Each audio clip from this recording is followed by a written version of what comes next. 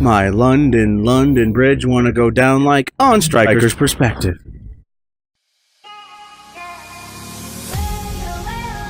Welcome to Stryker's Perspective. This week we're covering the Nintendo 64 Classic. What would make it work? And will we get GoldenEye? I know it's been a while since you've seen me last, and I will address that shortly. This episode has a lot of content to cover, some backstory on why many are talking about this subject, so please bear with me. It's gonna be about 7 minutes or so before we get to our main topic, but I'll put the time codes in the description. So now let's just get right to it. Everybody is anticipating the Nintendo 64 Classic, or at least they're trying to get their hands on an NES Classic probably about now, if not the SNES Classic. And the big question on everyone's mind is, will Nintendo give us GoldenEye? I will eventually cover the answer to that question. I know, I gotta make you wait, right? That's how TV and cable channels work. And I'll get to more, but I will also address a handful of things that Nintendo will need to do in order to make this classic system work. What games should come with it, and it's actually a bit more complicated than you might think. Oh, and any Nintendo 64 Classic retail boxes that you see throughout this video are fake. They haven't announced it at this point, so anything you see is doctored footage or doctored photographs. They're not the real thing. They looked good enough to kind of show you for purposes of demonstrating what we're talking about, though. That will be our main topic for the show, but first I have a short disclaimer for future episodes of Stryker's Perspective, and then we'll have a little bit of backstory on how Nintendo created such a demand for high-quality plug-and-play consoles. Near the end of the main story segment, I will list all the games I think should or could be included on the system, and lastly, I'll mention the current countdown to episode 200 on my channel, which is only about 6 videos away. So right off the bat, you might be wondering why I haven't made another episode of Stryker's Perspective since the Dreamcade replay episode, more than 5 months ago. The truth is, I actually have more than 30 episodes already done, some of which have been released on YouTube, but most haven't. As I was releasing my older episodes in order, I was also re-watching the previously made Stryker's Perspective episodes, and I honestly wasn't happy with several of them. Many I just recorded my voice over generic gameplay footage and talked about the topics, but I was still limited to using Upload Studio on Xbox One, and you can't alter the audio levels whatsoever. So you could still hear the gameplay audio underneath. It was kind of annoying. I couldn't remove it. You can't do anything with the audio. That's just the way it is. It quiets the background sound, but you can't remove it completely. The Dreamcade replay episode was also the first time I scripted out all of my dialogue, and it worked extremely well. I instantly fell in love with the new scripted format, even though it takes dozens of hours really to get all the information and to put it into a video. I still fell in love with it, and this is the way I kind of want to do them for the most part. I decided I wanted the next episode that you would see to be scripted, and that I would use this opportunity to tell you that I have several episodes that I will be releasing that were made more than a year ago. So please forgive the quality of the audio. You're going to hear gameplay footage. It's still muted a little bit, but not completely. So forgive me if they don't have cutaways to actual news articles I mentioned. Be patient with me. Some I will redo, but not all of them. Focus on the arguments that I bring up. Make a few comments if you wish. Give me a like if I deserve it. And just know that I am working on more episodes with better polish. At this point, a Nintendo 64 Classic hasn't been officially announced, but many people started talking about it when, on July 2017, Nintendo renewed a trademark on their Nintendo 64 controller. Actually, it was on 4 different controllers of their own, so many speculated that a Nintendo 64 Classic was being planned. Then there was a leaked list of games that reportedly confirmed the Nintendo 64 Classic was coming. Right? Well, let's get down to it. Nintendo helped start a resurgence in plug-and-play consoles when they released their NES Classic in November of 2016. It was high quality. The games were great. It was in HD. You could save anywhere. The problem was that the demand was extremely high, and Nintendo grossly underestimated the number of consoles to supply. Scalpers were able to buy all they could and try to sell it at a high price. Customers were outraged at the low quantities, the hiked up prices, and it seemed like Nintendo just wasn't listening to us. But then, Nintendo made an official statement on September 12th that the demand for the SNES Classic was so great that they were extending its planned run into 2018. Originally, the SNES Classic was not going to go into 2018. They were going to stop it at the end of the year. But they also said that the NES Classic would return on store shelves around summer of 2018 as well. Nobody knows exactly how it happened, but it is clear that somebody at Nintendo was finally listening to us. Hell, it's about time. Then there was the great Nintendo leak of the Nintendo 64 Classic game list. Except it wasn't a leak. One thing you learn from a lifetime of playing and following video games is that Nintendo doesn't leak information accidentally on their own.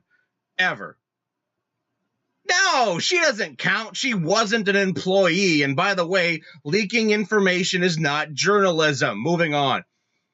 Employees are loyal beyond reason at Nintendo, and they rarely leak information. When the list of files were published on the official Nintendo UK website on November 7th, 2017, members started getting excited on Reddit.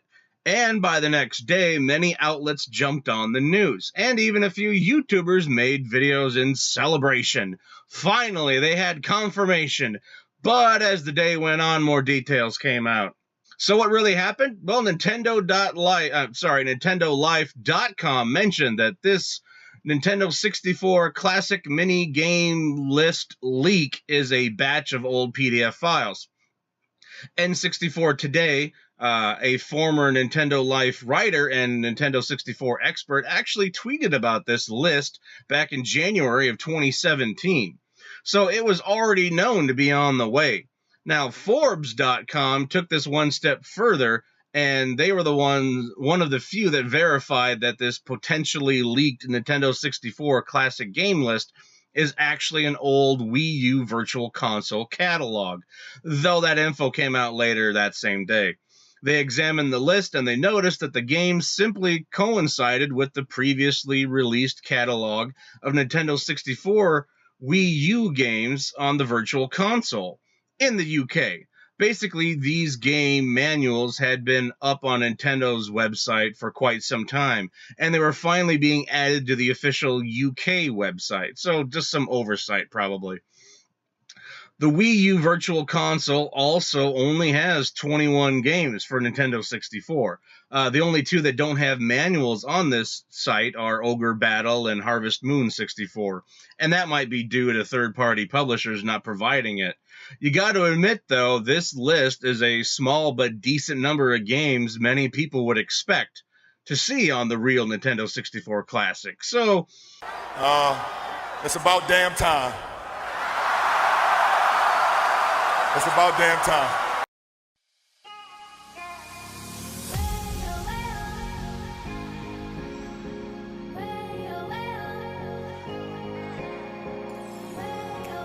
So, with a very solid precedent, massive sales, and fans around the world awaiting the next product, how should Nintendo handle the Nintendo 64 Classic, and what does it need to come with to be successful? There are a few key issues they need to address, so let's see what they are. Issues they need to figure out. Number one, the Nintendo 64 controller. Video game controllers have come a long way, and while the original Nintendo 64 controller was revolutionary back in its day, it's a little archaic nowadays. It's a bit cumbersome to have a controller that has buttons that are out of reach for the user. Even the Wii Classic Controller Pro basically puts the D-pad right next to the analog stick, so they even fixed this themselves for people playing retro games on their newer systems. But this is the controller that Nintendo will pack in with the system. I mean, it's obvious. From a marketing standpoint alone, the Nintendo 64 controller is iconic when it comes to the average person in order to recognize a Nintendo 64 system on the store shelf. A controller identifies a console to the average consumer more than the box of plastic itself. Nintendo would be stupid to change the controller on the box, even if it costs them more to replicate the controllers themselves. And that leads us into the next thing. The Nintendo 64 controller is going to be a little costly to manufacture. It easily uses 30 to 35% more plastic to make than an NES or SNES controller. On the low end, it probably uses a little bit more. And it probably uses 25% more plastic than the Wii Classic Controller Pro. You can get knockoff NES and SNES controllers for $10 easy. Nintendo themselves were selling the NES Classic controller for $10 and making a profit. A Nintendo quality SNES controller could sell for $15 separately. I've seen plenty of decent quality knockoffs for $10 to $13, so an officially licensed one could be $15.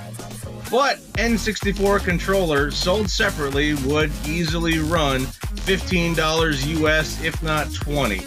And that would be reasonable. I mean, it's more plastic, right? There's an analog stick, and so on. The Nintendo 64 is also known for its 4-player split-screen games, so you need to have 4 controller ports on the system. It's just a given. I don't know where they're going to stick it all. That's what she said. But, I mean, giving people 2 Nintendo 64 controllers in the box seems to be the best choice for manufacturing costs and in order to keep them down. Let the consumer pay for any additional ones. Then that means Nintendo will need to supply shipments of additional controllers available in all territories. That's a new SKU to deal with. So Nintendo is going to need to supply the console with 2 controllers and have a steady stream of extra controllers this time around. Wait a minute. Did they really put the Fun Machine on the box, or is that just a doctored image? Huh. Nope. I guess it really was on the box back in the day. The Fun Machine, huh? That's funny, because that was the same name my girlfriend gave to my dick. Oh, hey, kids! I need your clothes, your boots, and your horse. Forget the horse. So, number 2, how do you handle emulation? The original Nintendo 64 could only output a signal that would be either 240p or 480i, because those are the only 2 possible output resolutions for the Nintendo 64's video encoder. Yeah, 240p, that's 320 pixels by 240. That won't work today, so you need to really create an emulator that will output at a higher resolution. Sure, they have Nintendo 64 games on the Virtual Console, but in keeping with the quality of the other classic consoles released, they really should put together a better emulation effort with better resolution, smoother edges, better functionality, and rebalanced color. Look at the Nintendo 64 games on the Rare Replay collection. This is what all the games would need to look like. No pixelization, no fog, and full texture quality, for what it's worth anyway. Both the NES and the SNES Classic systems have nearly the same off-the-shelf chips and components, easily capable of running other emulators more complicated than the NES and the Super Nintendo. Nintendo will probably use the same board, but it's definitely going to need to upgrade to emulate the Nintendo 64. The other classic consoles used a Cortex A7 CPU, but the reported 1.2 gigahertz of the processor won't be enough for Nintendo 64 emulation, so Nintendo's going to need to change it. Nintendo is definitely one of only a few companies out there able to code an efficient N64 emulator, so this is going to take a little extra time to code accurately, but it'll be taken care of. And number 3, can they get GoldenEye? The big question. It doesn't matter if GoldenEye has aged well or not. It doesn't matter if the multiplayer in Perfect Dark was technically better and had more options. If the Nintendo 64 Classic could advertise that it had GoldenEye on it, an additional million of hardcore and casual gamers alike would buy it just for that game. Maybe even an additional 2 million more. Think of it, 4-player split-screen goodness on any TV that has an HDMI input, no emulator, no laptop, no cartridge, no AV cables. All you need is a couple extra controllers and you can play GoldenEye just like you did back in high school / college / I don't know, old folks home. Microsoft struck an agreement with Nintendo back in 2008 to bring GoldenEye to Xbox Live Arcade. You're seeing footage here leaked by a source known as the Rare Thief from 2016. It was going to have the original game, and at the push of a button, you could switch to the remastered version. Yeah, that's right, just like Halo and Halo 2 remastered. It was going to have online multiplayer. Some of the staff had already scanned their faces to be put into the game as soldiers, civilians, and scientists. And they were even adding 3 new maps. So what happened? Well, reports seem to indicate that Nintendo of Japan canceled the contract just a few months before release. But why? Nintendo themselves has never tried to sell GoldenEye on another platform since the days of Nintendo 64. What do they gain by stopping the sale and stopping it from being released? Well, Phil Spencer, head of Microsoft's Xbox division, has said himself that the problem with GoldenEye appearing on modern consoles has always been licensing. It appears that Nintendo of Japan stopped the release, but was Nintendo the only one stopping them? Does this mean that the ones that hold the movie license already signed off on it? The Bond copyright and trademark disclaimers have a lot of names that appear on it. Eon Productions, a British film production company that produces the James Bond film series, and they also produce GoldenEye. The copyrights and trademarks for the film properties, beginning with Dr. No, are held by Dan Jack and United Artists Corporations. Then there's the Ian Fleming estate, which should hold the rights to the character names. So there's like 3 or 4 different properties alone just for James Bond and being a James Bond movie that they got to get agreements for. If any company would be able to get GoldenEye to finally be released, it would be Nintendo. In the past, Nintendo has said no to any other company that wanted to include it with their collections. Would MGM even allow a game with Pierce Brosnan as Bond in it? Would they demand to alter in-game character models to reflect another actor, kind of like they did when they added Daniel Craig to the remake of GoldenEye on, the Wii and a couple other systems? I mean, since Daniel Craig only has one more official movie appearance as a Bond, does that mean MGM would be okay with GoldenEye being released after Daniel Craig leaves the role, but as long as that system comes out before a new actor signs on? Who knows? Number 4, can they get Diddy Kong Racing and Donkey Kong 64?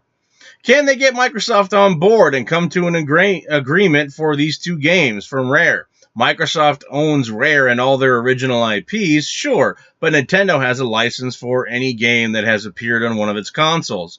Even though Rare has the rights to the game they made, the characters are still owned by Nintendo, so Rare would need to come up with a licensing agreement with Nintendo in order to sell them again.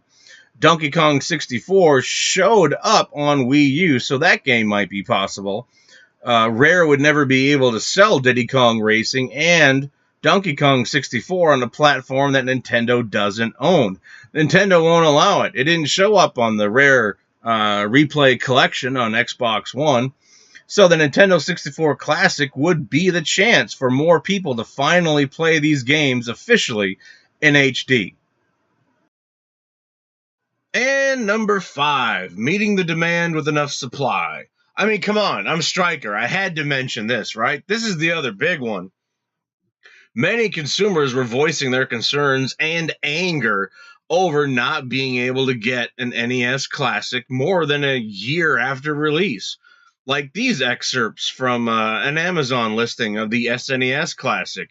Yeah, people were, they just kind of expected there wasn't going to be that much supply for the Super NES Classic. And, wanted to make comments on it. And even though it is better this time around, it's still hard finding a Super NES Classic. And we're already into April of 2018. I really believe that Nintendo wants to have ample supply out there of both classic consoles before they would introduce a Nintendo 64 Classic.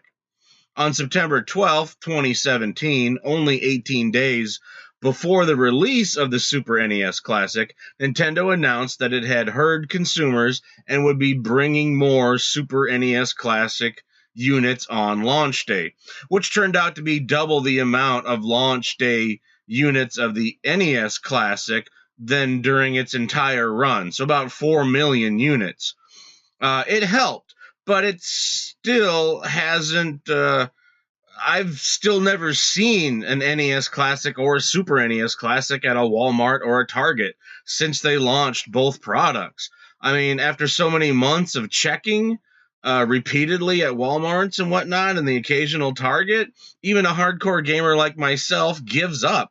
Nintendo needs to satisfy the demand of these two previous mini consoles before many are going to jump on to a new product. To be fair, since Nintendo made the announcement on September 12th, 2017, prices for the NES Classic have dropped considerably, but they still remain relatively high. During an 8-month period before this announcement, scalpers had been getting around $200 US plus for it guaranteed. On the auction sites like eBay, starting bids were $200 US, while the buy it now was set at $400 US. Amazon had the average selling price of $320 at this time. Look at this screen grab of Amazon just before the announcement back in March 2017. Any legit listing started at $280, but most quote new listings started at $320. There was even a time where most sellers that were listed below $200 were fake. That's right. You would buy it, they would deduct the money, but you would never get your product. And then 30 days later, you would have to try to do the refund thing. And the refund was always fast and prompt, but you were just out that money for 30 days. You couldn't do anything. But yeah, a lot of listers would do that. I don't understand how it works, but they would try to take your money that way. At the publishing of this video, April 2018, for the NES Classic, we're looking at an average low price of about $170 US, with around 100 listings. I did see them drop to about $150 for a time, but it's climbed back up. For the Super NES Classic at the end of April 2018, we're looking at an average low price of 90 to about 100 US dollars. And there's a steady 500 or 600 plus listings. Lots of people trying to sell these things. Now, you might not think that an extra $10 or $20 is not too bad, but we really should have ample supply on store shelves by now. But unfortunately, this is what it is. Do a barrel roll. So, when will we finally see an announcement for Nintendo 64 Classic or the system itself? Well, Nintendo is probably going to make Super NES Classics until the listing on auction sites begin to hover around retail price. They want to make sure that enough people out there are getting to it, and they want to make sure that the scalpers aren't making any money off of it. So at a certain point, they will, by summer or whatever, they are going to switch production at those manufacturing plants to the NES Classic. But they might still be making Super NES Classics, a smaller amount, maybe 100,000, let them trickle out. Then after demand is met on that front, then we might hear about a Nintendo 64 version. So probably not until 2019. I don't see them producing enough units of the previous two before the end of 2017. If they had 4 million units of Super NES Classic ready at launch, then that means they need about 4 to 6 months to produce those 4 million units. We don't necessarily know when they started manufacturing them. I know it's not much. It's a small piece of electronics. They really should be able to pump out more than, 400,000 units per plant, and they might be using 2 plants. But I don't know. You never know the availability of manufacturing plants and what they can and cannot promise. But maybe the plants that they're using only have the means of producing or manufacturing 800,000 to 1,000,000 units, total per month. It's ridiculous, Nintendo, but they're probably going to make sure that everybody at least is getting their hands on an NES Classic and a Super NES Classic before they start to announce a Nintendo 64 Classic. So these are the big questions that Nintendo should ask themselves as they design the Nintendo 64 Classic. So what games should be on it? I've got a short list on first-party and third-party games I think most fans would like to see. There are a number of high-quality games that have never appeared in a collection or on any other platform. The Nintendo 64 has some of the best games to have been released in the history of gaming. And to ignore that fact is to, hey, you're not showing ironically bad games, are you? Stop it! Stop showing them! Stop showing them the absolute worst titles on the system! Knock it off! This isn't funny! Let's not forget about the games from Rare that already appeared on the Rare Replay on Xbox One. So, my list isn't going to have Banjo-Kazooie or Banjo-Tooie or Conker's Bad Fur Day or Jet Force Gemini or Perfect Dark, and not even Blast Corps. So we'll just cut those right out, and here we go. So Super Mario 64, that's a given. Star Fox 64, F-Zero X, that would be kind of nice. A lot of people missed out on F-Zero on Nintendo 64, and I think some cleaned up images would look pretty good.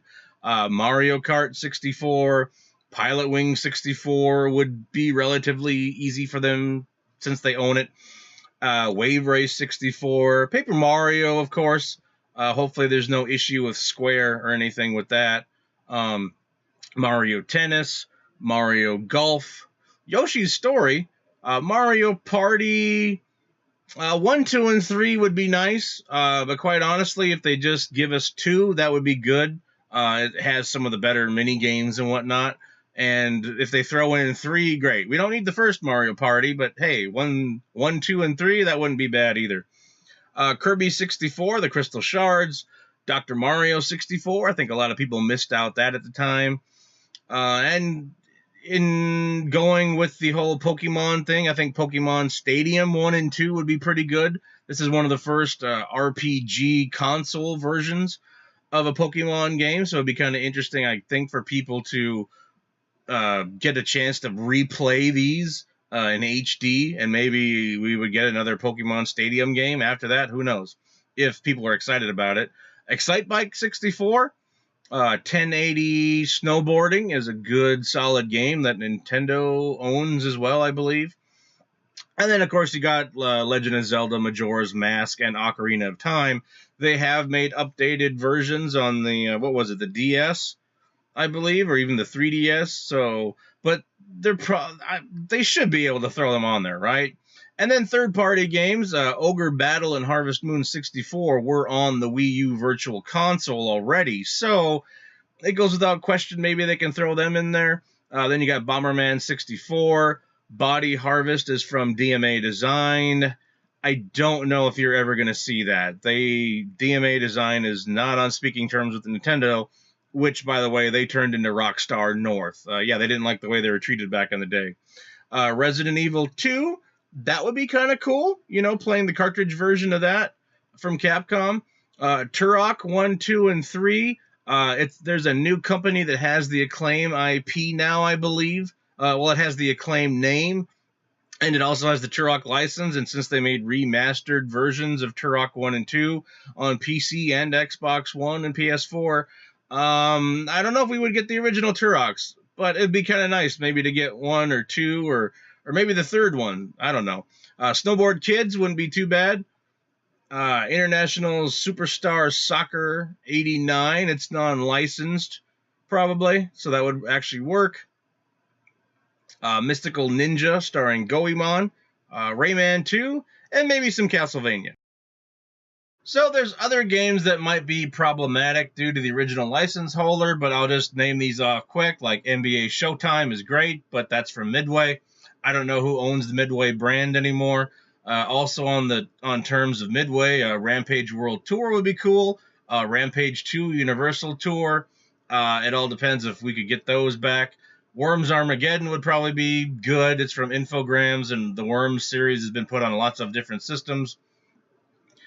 Nuclear Strike is from EA. That'd be kind of cool. Space Station Silicon Valley is from DMA Design. That is never going to happen. They probably do not want their game to show up on a Nintendo console again, but who knows? Maybe they're okay with getting screwed out of what Nintendo did to them back in the day. Rogue Squadron, that would be awesome. In HD from Factor 5. Of course, you also got the Star Wars license, so it depends on what Nintendo's going to play around with. But, so in closing, it might be a little while until the Nintendo 64 Classic comes out. But hopefully, they'll see this video, and that should help them solve all their problems. Who am I kidding? I can't even get over 1,000 subscribers on YouTube at this time. They'll probably claim this video the second it goes up on... Wait, what? They already claimed it? How does that work? Oh, for the love of God, how can you claim a video before I even got it finished and put up on YouTube, you son of a... You won't shoot me, foolish child. Don't you know who I am?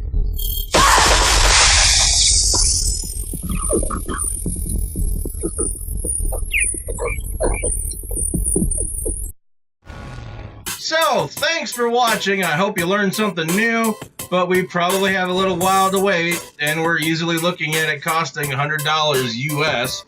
Nintendo will definitely need a more powerful CPU, and 2 Nintendo 64 controllers are going to cost them a little bit to put them in the box, but I really hope it does come out. And finally, we have the countdown to episode 200, which is only about 6 videos away. This is video number 193, so I've already got the episode 200 done and edited. It's going to be the top 15 franchises that need a reboot. It's going to be in 2 parts, so look for that in the next few weeks. Sorry this episode ran a little extra longer. I'm working on that, but hey, thanks for checking me out. I've got... in the description, I've got a number of places that I found lots of this information, so hey, please do that. And right about now, you should be seeing new videos, maybe that you can click on and find out some more about me or watch some more of my stuff. Hey, I got a lot of other videos. I swear during them, so if that's okay, click on some stuff. If you don't like swearing, maybe try something else, like PewDiePie. I don't know. Thanks for watching.